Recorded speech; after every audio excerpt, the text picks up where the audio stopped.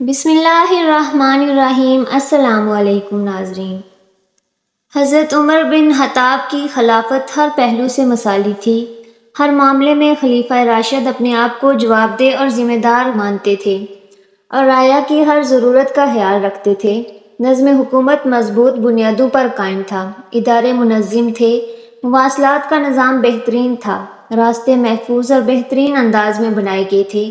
مصر اور مدینہ کا فاصلہ خاصا طویل تھا، مگر حضرت عمر رضی اللہ تعالیٰ عنہ کے دور اندیش ذہن نے یہ فاصلہ پلٹ دیا۔ وہ اس طرح کہ مصر سے غلہ لانے کے بجائے بحری جہاز استعمال کیے۔ جہازوں کے ذریعے غلہ جار کی بندرگاہ تک لایا جاتا تھا، وہاں سے پھر اونٹوں پر لاد کر محفوظ راستے کے ذریعے ایک دن اور ایک رات میں کارواں مدینہ پہنچ جاتا تھا۔ جار بحر احمر بن بندرگاہ تھی۔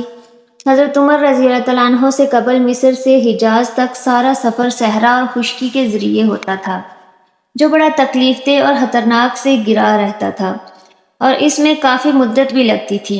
حاجت مندوں کے لیے حضرت عمر رضی اللہ تعالیٰ عنہ کا دروازہ ہر وقت کھلا رہتا تھا۔ جو شخص آتا اس کی داد رسی کی جاتی تھی، کسی کو کسی دوسرے پر فضیلت نہ تھی۔ ایک اصول تھا کہ جس سے ہر خاص و عام واقف تھا، وہ یہ کہ جو زیادہ نیک اور متقی تھا وہی زیادہ معزز و محترم تھا۔ جس نے اعمال خیر اور جہاد اسلامی میں زیادہ خدمات سر انجام دی تھی وہی دوسروں پر فوقیت رکھتا تھا۔ اس کے علاوہ کوئی دوسرا معیار نہ تھا جس سے لوگوں کا مرتبہ متعین کیا جاتا۔ جب حقداروں کو ان کا حق نہ ملے اور صاحب استحقاق کے مقابلے میں بااثر لوگوں کو ترجیح دی جانے لگے تو فساد پھیل جانا فطری امر ہے۔ حکمران اگر یہ اصول پیش نظر رکھیں کہ جس شخص نے امت کے لیے زیادہ قابل قدر خدمات سر انجام دی ہیں اسی کی عزت افزائی اور قدر کی جائے تو اس سے بہت صحت مند رجحان پروان چڑھتا ہے۔ لوگ بھلائی اور خیر کے کاموں میں ایک دوسرے سے آگے بڑھنے کی کوشش کرتے ہیں اور نیکیاں برائیوں پر غالب آ جاتی ہیں۔ جرید بن حازم بن حسن سے مروی ہے کہ کچھ لوگ امیر المومنین کے دروازے پر آئے، ان میں اصحاب بدر بھی تھے اور شیوخ قریش بھی تھے۔ ان لوگوں نے اندر آنے کی اجازت مانگی۔ اصحاب بدر میں سے صہیب رضی اللہ، حباب رضی اللہ، عمار اور بلال رضی اللہ کو اندر آنے کی اجازت مل گئی، جبکہ ابو سفیان، حارث بن ہشام اور سہیل بن عمر کو باہر انتظار کرنا پڑا۔ یہ سبھی بزرگ فتح مکہ کے بعد مسلمان ہوئے تھے۔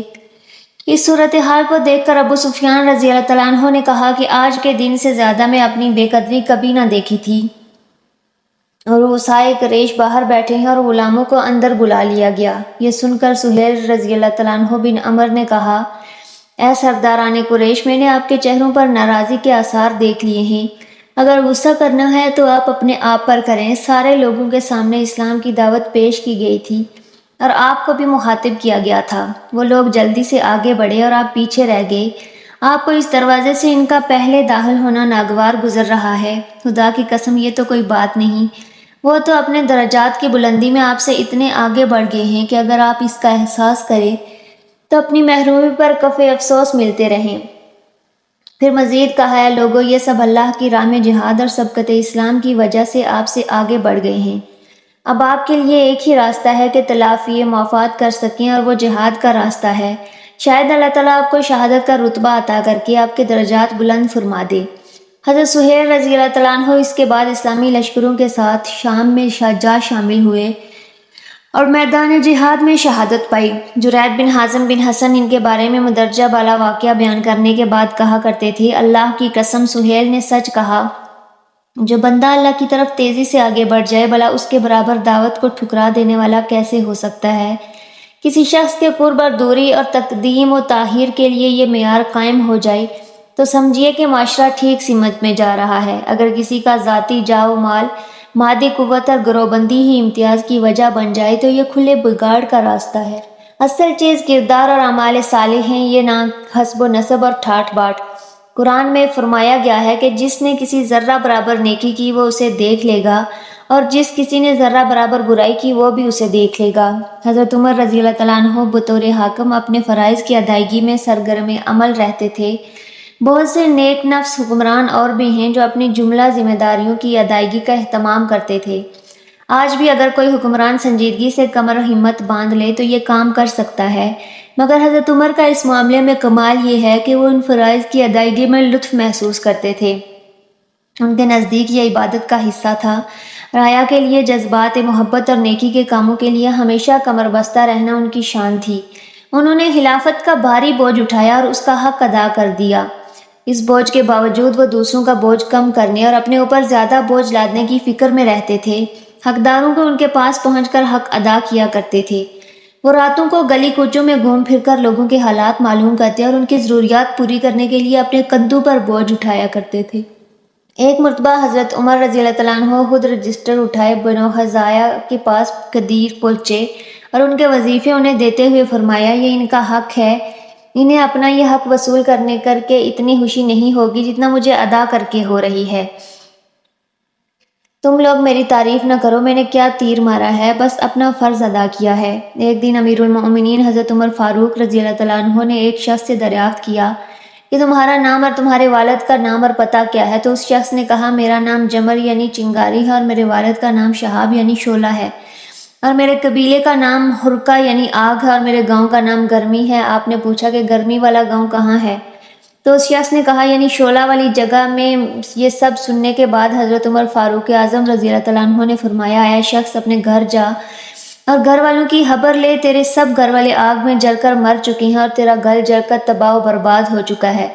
وہ شخص گھر گیا تو دیکھا کہ واقعی گھر میں آگ لگی ہوئی ہے اور گھر کے تمام لوگ جل کر مر چکے ہیں۔ اللہ تعالیٰ نے عمر فاروق اعظم کو بات کو سچ فرما دیا کہ وہ شخص اپنے الفاظ سے عمر فاروق اعظم کی شان میں گستاخی کر رہا تھا تو اس کا انجام برا ہو گیا۔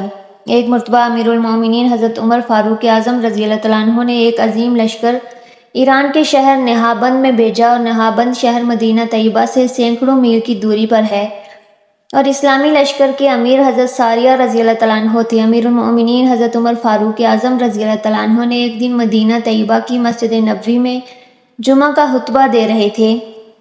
امیر المؤمنین رضی اللہ تعالیٰ عنہ نے بیچ خطبے میں خطبہ بند کر کے 3 مرتبہ فرمایا، یا ساریۃ الجبل، یا ساریۃ الجبل، یعنی اے ساریہ پہاڑ کی طرف دیکھو، اے ساریہ پہاڑ کی طرف دیکھو، اے ساریہ پہاڑ کی طرف دیکھو۔ مسجد نبوی کے تمام نمازی حیران و پریشان ہو گئے کہ آخر معاملہ کیا ہے۔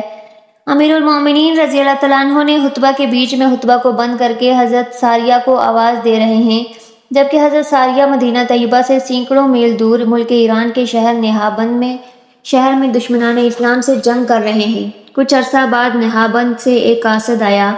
امیر المومنین حضرت عمر فاروق رضی اللہ تعالیٰ عنہ نے اس قاصد سے جنگ کا حال دریافت کیا تو اس نے بتایا کہ قریب تھا کہ ہمارا اسلامی لشکر شکست خواجہ تھا اور ہمارے دشمن کا لشکر ہم پر کامیاب و کامران ہو جاتا کہ ہم کو ایک آواز سنائی دی جو امیر المومنین کی آواز میں تھی کہ اے ساریہ پہاڑ کی طرف دیکھو۔ اس آواز کو ہم نے 3 مرتبہ سنا۔